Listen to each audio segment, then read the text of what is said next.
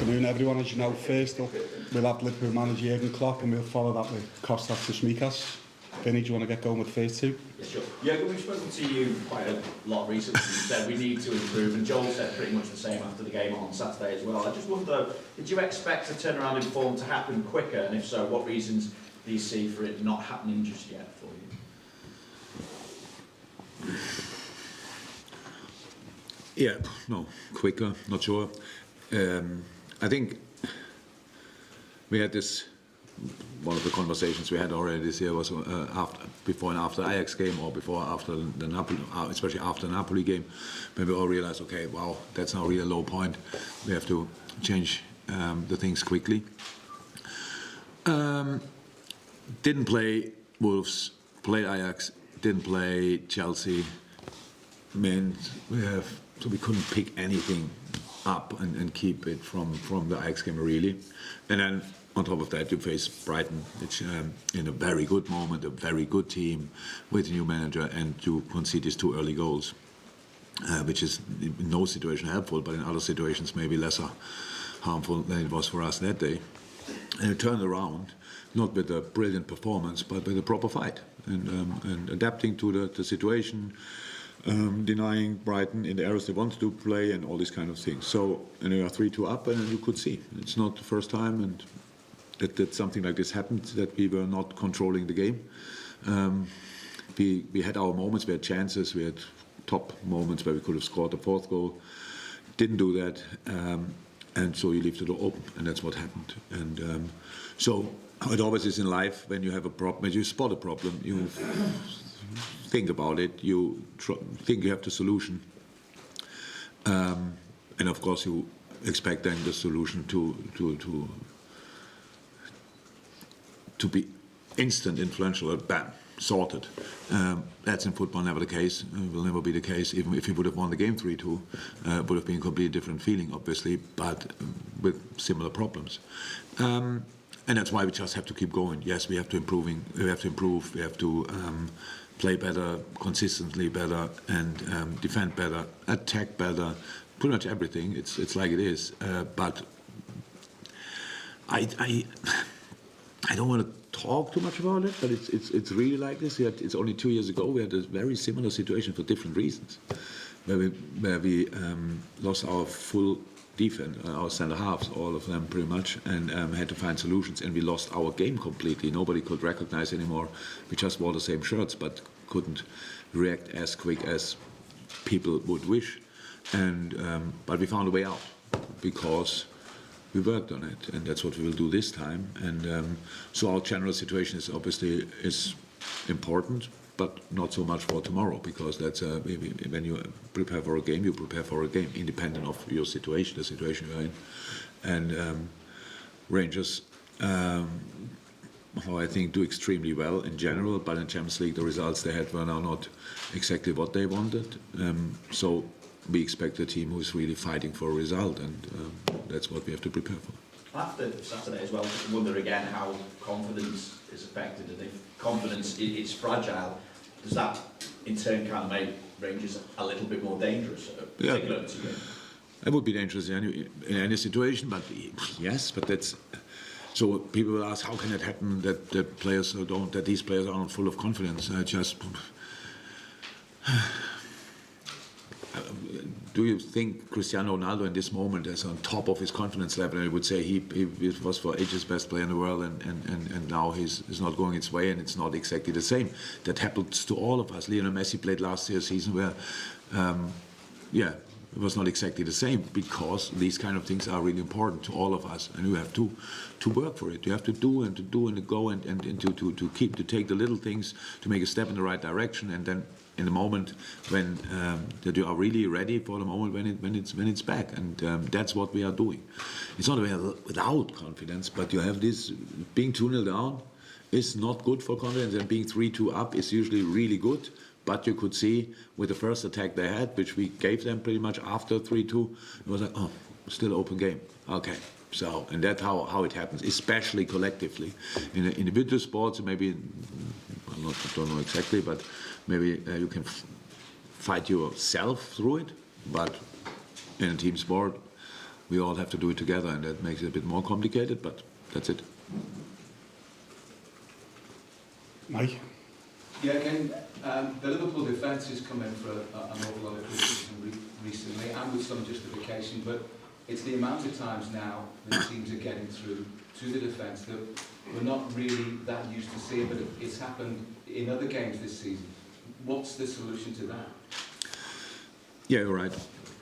So we concede now similar goals, let me say like this, where they go through the same gaps and stuff like this. Yeah, the problem is the special problem what we have is that we have a really brave way of defending usually, and when the timing in our defending is not perfect, then we leave a gap open. That was always the case, by the way. But because the pressure we made on the ball, on the ball. Nobody really recognized it because, we closed it with intensity, if you want. So if we don't do that, then this gap is open for a short moment, and Brighton uses it quite often, pass the ball through our gap in between the lines where they could turn and these kind of things, and that makes it tricky. So yes, we have to be more compact. We have to. We have that in our mind, we know that, but it's in a moment it's going well, you do it, and then you do it again, and but timing is still not right, that's it. So we said last week, I think defending is kind of an art, and it worked for us really well, but when it's not working out anymore, you realize step by step how much you have to go back to the basics that you are defend solid again. How much of a concern is it that after the Napoli game, that Liverpool were much more like it against Ajax, and the intensity was there, great football, a victory, but it was how much of a concern that it was a real step back at the weekend in the next game? No, it's not too much a concern. It's that specific thing is not. I'm not too much concerned about, because that's now. The game we played explains the situation. I think against a lot of teams we would have been good enough to win the game. But Brighton was extremely good, so that's it. I don't say against all, but Brighton was now really, really good.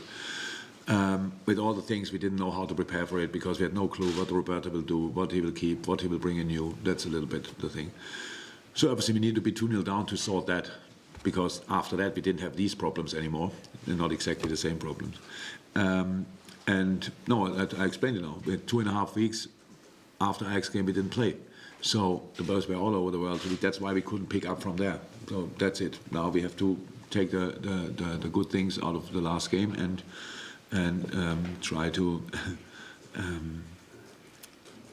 to do that. Actually, there were good things. The period when we went 3-2 up was not free flowing football, but it was the football we had to play on that day because we had to break them down step by step, and that's what we did.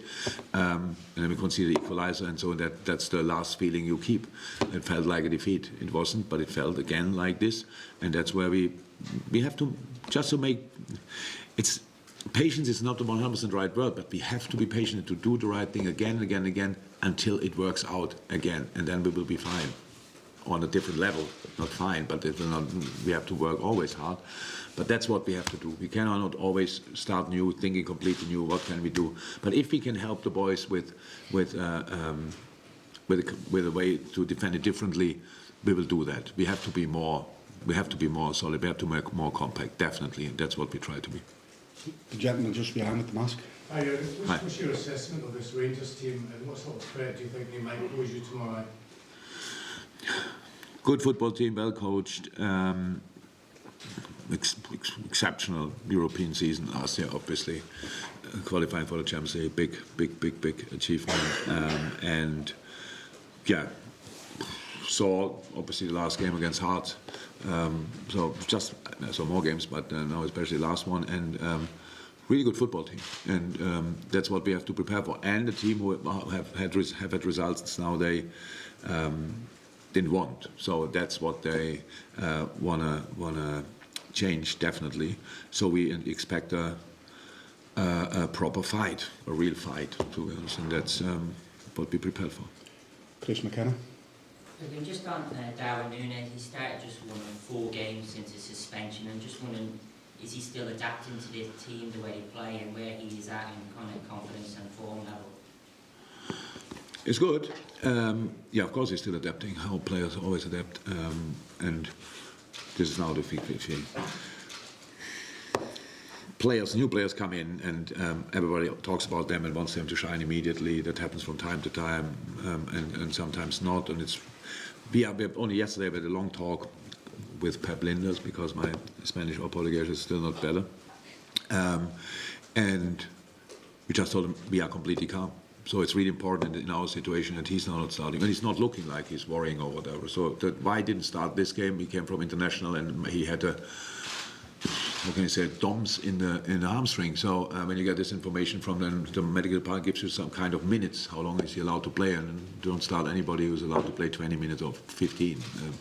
So that's that reason. But I know then it's again this kind of discussion what we open up a little bit from the outside for the outside world.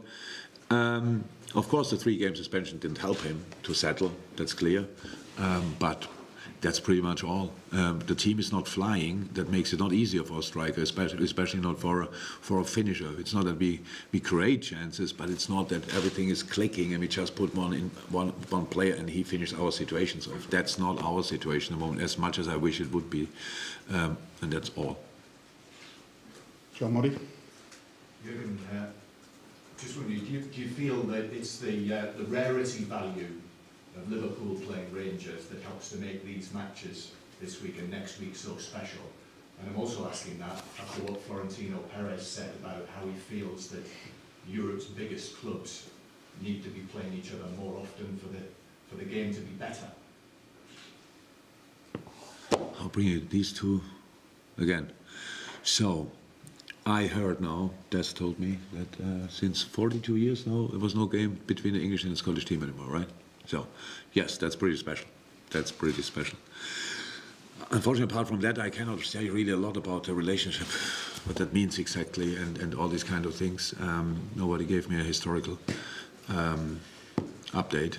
I know a few things, obviously, and that might be very special, yeah, for sure. But apart from that, it's a normal Champions League game. Yes, but it's very nice. Actually, I think it's very nice that we don't play all the time the same teams. So it's new, it's refreshing, it's great for Rangers. It will be great atmosphere here, will be great atmosphere there. Definitely, people should enjoy that. I hope they're able to enjoy it, to be honest. And what was now with Paris? What did he say? He's talking about how, with an eye on the Super League. Just recently, just now, today, yesterday. Over the weekend. Talking about how with an eye on a potential Super League rearing its head again, that football would be better, the game would be better if Europe's biggest clubs were playing each other on a more regular basis. Actually, I couldn't have no opinion about that. Didn't think about it for a second. Not interested too much about it in the moment, how you can imagine. I think to improve football, he said. I think we should play lesser games to improve football. To be honest, give the people more time to train. That would improve football. But yeah, how I said, didn't think about it. No idea, no opinion. We've got a lot of people with hands up. We won't get through everyone, so I'll get through as many as I can. Carl Martin. Hi there. Just go back to a couple of things you said. You said 2 years ago when you had your issues. I think it was 2 years ago, wasn't it? Yeah, it was. You worked through it. Yeah. And that was effectively from January on. That was a 4-month process. Have you got, and you said earlier today that if you can find a different way for the team to defend, you would do that. Is there a quick fix to be had, do you think? Or have you got the time to... No, we don't have the time. Is there a quick fix to find? Yes, we can improve. We can play exactly the same and do better. That's already a fix. That's how it is. Timing gets better. But how I said, if we can do something, we will do that as well. So that's to make it easier for the boys. That's it. That's actually always a job. It's like I said, it's the same job I have in a time when you win 10, 12 times in a row. Doesn't happen very often, but you have to stay on top of it, work on details, all these kind of things. That's what we do now, just with a different confidence level. So that's how it is. Usually in the time when you win a lot of games, not everything is going your way in a game, but there's no impact. Lose a ball, they have a chance, whatever that happens. Ali makes it and staying safe. probably then we made a mistake before, nobody has in his mind. That's different in the moment. That's where we have to get to. We have to increase the amount of good moments and decrease the amount of not so good moments, because that's how you get out of every situation in life, until you can make mistakes again without being as impactful as they are in the moment. Gentleman in the blue shirt. Okay, Jurgen, Davies hasn't played much football for Rangers this season. He's been injured, but came back on Saturday. How much do you think he has to offer Rangers, and what's been the position they've lacked covering this season, and how do you improve the team? Ben is a really good player, so I know that he was injured. So you tell me how impactful he was. I have no idea. It was. Yeah, but he was out for 7 weeks or what, 6, 7. Yeah. So the season is not much longer. So how many games did he play? He's 4 games, So, yeah, new player coming into a new club. So I don't know. The games I watched were the last 3. Means I only saw him now the 60 odd minutes he played, huh? Yeah. Roundabout.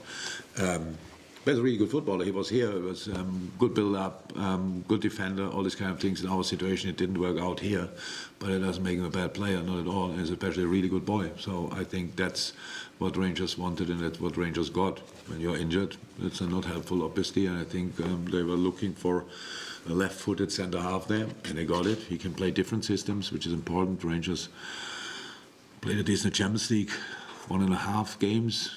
Roundabout with 5 in the back. Usually they don't, but Ben can play both, played both formations, so makes him a really valuable player for each squad, and especially for Rangers. I think they are happy, but obviously we're not happy when he got injured. So how can you be happy then? I'll go to the gentleman in the glasses here, then the gentleman in the front row, then we'll have to clear the room for Kostas and Smikas. Hi Jurgen, I wonder if I can just open the Rangers question further and ask for your thoughts on where you think the Scottish game is. At the moment, we have, obviously Rangers did very well in European football last year. We had Celtic and Rangers in the Champions League for the first time in a long time together. The Scottish international team are doing pretty well. What's your perception of where the Scottish game is at the moment, what level it's at? I think increased a lot there. I think I see you nodding, so I think we agree on that. Yeah, Rangers and Celtic are obviously the standout teams in the league. That's no news, but they do, and that's then probably the best measurement you can get is how do they do in Europe. And the Rangers run last year in the European League was exceptional. So the games against Dortmund, for example, was just really good. And especially a home game, you can see how atmosphere can give you really the edge in the game, and that was really impressive. And sorry, and Celtic is obviously doing really well as well. And you're right, the Scottish team is full of talent. So it's we have obviously with Calvin, another Scottish boy here, who's come only back from injury. So in the U18s, another big talent. So it's cool. It's a cool place to scout again, if you want, like this. And I think it's a good sign for Scottish football. We might be a bit disappointed that they are not still in Scotland, but to be honest, with these 2 teams that dominant, we all know that then if a player is really developing, it's probably not unlikely that he will at least give it a try in the Premier League or wherever. But it's for sure a much better moment than maybe 4 or 5 years ago, and that's down to the players you have meanwhile. Last one here. Steve Gerrard has obviously worked closely with a lot of this Rangers squad. Is he someone you've spoken to at all about Rangers or about just this fixture in general? No, when he was there, we spoke, yeah, but just how much he enjoyed it. But since then, not anymore, to be honest. But yeah, for me, it's how I said, when Stevie was there, I followed it closely. I'm going to have to at least look at the results the weekend. And I think he enjoyed a lot the job there. He was very successful there. It was for him a big career move when he came from Liverpool to Rangers. Did really well, and now he's at Villa. That's it. Thank you, everyone. Kostas will be next.